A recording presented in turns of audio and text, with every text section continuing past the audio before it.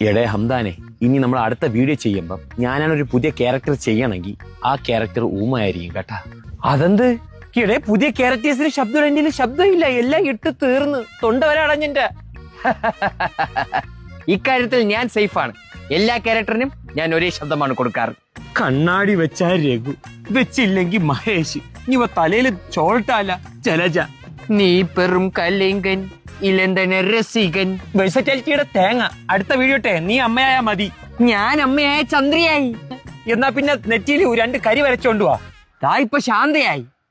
എന്നാ പിന്നെ അച്ഛനാവ് കുറച്ച് പൗഡർ കൂടി ഇട്ടിട്ടേ വിട്ടു വന്നാ മതി. അതല്ലേ മാധവൻ മാമൻ.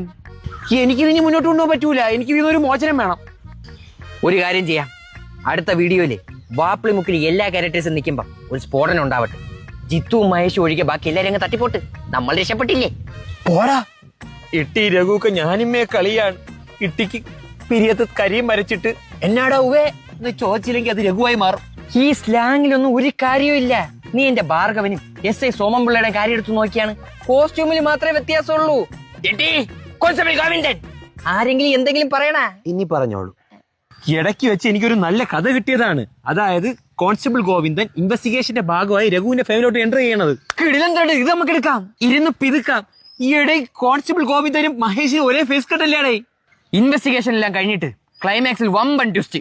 രഘുവിന് 3 മക്കൾ, അതിൽ കോൺസ്റ്റബിൾ ഗോവിന്ദനും മഹേഷും ഇരട്ടകളാണ്. കമന്റ് ബോക്സിൽ സോംബി വീഡിയോ ഫുണ്ടേ എന്ന് പറയണമാരത്തെ ഞാൻ എന്തിന് പറയാനാണ്. എന്തിന് ടെൻഷൻ, അതങ്ങ് ചെയ്താ പോരെ. സോംബി വീഡിയോ എടുക്കാന്നാ? അല്ല, കമന്റ് ബോക്സ് ഓഫാക്കാൻ. അഭിനന്ദിക്കാനായിരിക്കും. ഇനിയുള്ള വീഡിയോയിലെ ഞാൻ ഒറ്റയ്ക്ക് മതി.